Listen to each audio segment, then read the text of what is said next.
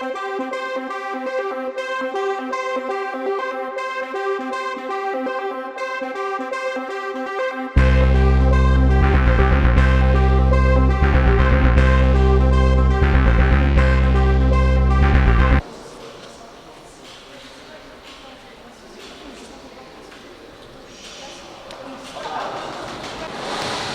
c'est une superbe équipe en face et on n'a jamais réussi à trouver la faille.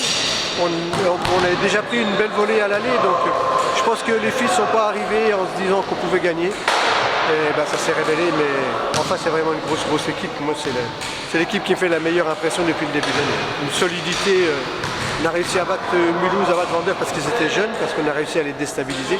Celle-là, pour les déstabiliser, il faut y aller. Comment t'expliques un petit peu ce passage à vide, parce qu'on a l'impression qu'il n'y avait pas une fille pour relever l'autre aujourd'hui? Oui, je crois que... Je pense à mon avis, dans leur tête, elles sont arrivées en se disant qu'elles allaient prendre une volée. Et notre seule chance quand on est contre des équipes plus fortes, c'est de se donner à fond, de ne pas se poser de questions, et elles s'en sont posées beaucoup trop. Oui, ils étaient inoffensives, il y a eu beaucoup d'approximations.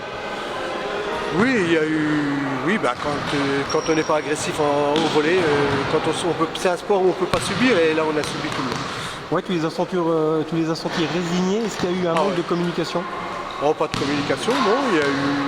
Il y a eu qu'elles sont arrivées dans leur tête en disant qu'on allait perdre, et c'est pas comme ça qu'on peut renverser des montagnes. Et pourtant, c'est pas inabordable, Rixheim. Si. Je pense qu'effectivement c'est inabordable. Elles font pratiquement pas de faute en réception. Et elles ont deux attaquantes sur lesquelles le jour où tu es embêté, la balle où c'est un peu tendu, tu leur montes et elles sont imparables. Donc, par rapport à Saint-Chamond, moi je pense qu'elles sont meilleures. Qu'est-ce qui vous attend désormais? Il nous attend les trois matchs hyper importants. On va à Grenoble. Ce sera compliqué vu le déplacement. En plus avec les vacances de ski, ça va être simple. On reçoit Saint-Fons et on va à Yutz. Donc là, sur les 3 matchs qui viennent, il faut déjà gagner à Yutz et puis essayer d'en gratter un autre. Bon Patrick, le match le plus important c'est Yutz, c'est ça? Ah oui, ce sera à Yutz, c'est évident. On a 5 points d'avance. Si on va gagner là-bas, ça fait 8, et donc là le maintien il est assuré à tout coup. Si on va perdre là-bas, ça fait plus que 2 points d'avance et là tout est remis en cause. Donc, mais les matchs à pression comme ça, on ne sait pas. Théoriquement pour le moment on est un petit peu au-dessus, mais bon, sur un match on ne peut jamais savoir. Bon, par rapport au début de saison, vos filles reviennent un peu du diable Vauvert, c'est déjà bien d'être encore à la lutte pour le maintien? Je pense que oui, en début de saison, on serait dit qu'on allait à Yutz avec 5 points d'avance, on aurait signé tout de suite. Mais bon, tant que c'est pas fait, c'est pas fait. Donc grosse mobilisation sur Yutz, et Grenoble, on va y aller...